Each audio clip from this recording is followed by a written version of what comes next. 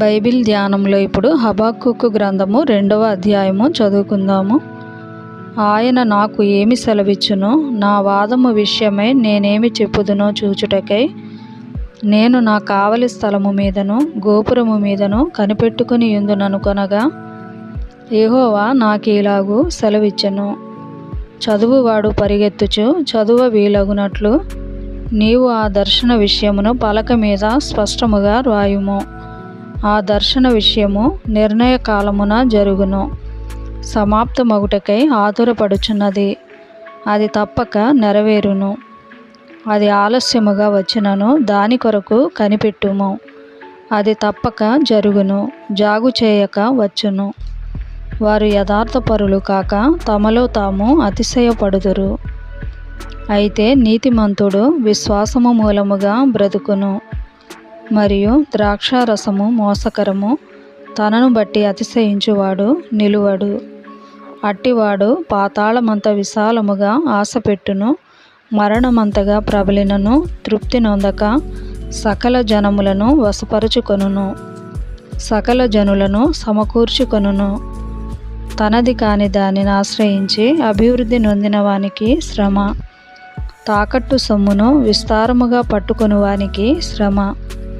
వాడు ఎన్నాళ్ళు నిలుచును అని చెప్పుకొనుచు వీరందరూ ఇతనిని బట్టి ఉపమాన రీతిగా అపహాస్యపు సామెత ఎత్తుదురు గదా. వడ్డీకిచ్చువారు హఠాత్తుగా నీ మీద పడుదురు. నిన్ను హింస పెట్టబోవువారు జాగ్రత్తగా వత్తురు. నీవు వారికి దోపుడు సొమ్ముగా ఉందువు. బహుజనముల ఆస్తిని నీవు కొల్లపెట్టియున్నావు గనుక శేషించిన జనులు దేశములకును పట్టణములకును వాటిలోని నివాసులకును నీవు చేసిన నరహత్యను బట్టియు బలాత్కారమును బట్టియు నిన్ను కొల్లపెట్టుదురు. తనకు అపాయము రాకుండునట్లు తన నివాసమును బలపరుచుకొని తన ఇంటి వారి కొరకై అన్యాయముగా లాభము సంపాదించుకొను వానికి శ్రమ. నీవు చాలామంది జనములను నాశనము చేయుచు నీ మీద నీవే నేరస్థాపన చేసియున్నావు. నీ దురాలోచన వలన నీ ఇంటి వారికి అవమానము తెచ్చియున్నావు. గోడలలోని రాళ్ళు మొర్రపెట్టుచున్నవి. దూలములు వాటికి ప్రత్యుత్తరం ఇచ్చుచున్నవి. నరహత్య చేయుట చేత పట్టణమును కట్టించు వారికి శ్రమ. దుష్టత్వము జరిగించుట చేత కోటను స్థాపించు వారికి శ్రమ. జనములు ప్రయాసపడుదురు గాని అగ్ని పాలవుదురు. వ్యర్థమైన దాని కొరకు కష్టపడి జనులు క్షీణించుదురు. ఇది సైన్యములకు అధిపతియగు యెహోవా చేతనే యగును గదా. ఏలయనగా సముద్రము జలములతో నిండియున్నట్టు భూమి యెహోవా మహాత్మ్యమును గూర్చిన జ్ఞానముతో నిండియుండును. తమ పొరుగు వారి మానము చూడవలెనని ఘోరమైన ఉగ్రతను కలిపి వారికి త్రాగనిచ్చి వారిని మత్తులుగా చేయువారికి శ్రమ. ఘనతకు మారుగా అవమానముతో నిండియున్నావు. నీవును త్రాగి నీ మానము కనుపరుచుకొందువు. యెహోవా కుడి చేతిలోని పాత్ర నీకియ్యబడును. అవమానకరమైన వమనము నీ ఘనత మీద పడును. లెబానోనునకు నీవు చేసిన బలాత్కారము నీ మీదికే వచ్చును.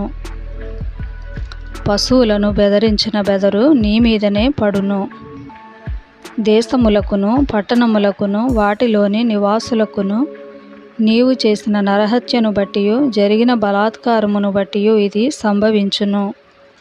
చెక్కడపు పనివాడు విగ్రహమును చెక్కుట వలన ప్రయోజనమేమి? పనివాడు మోగబొమ్మను చేసి తాను రూపించిన దాని యందు నమ్మిక ఉంచుట వలన ప్రయోజనమేమి?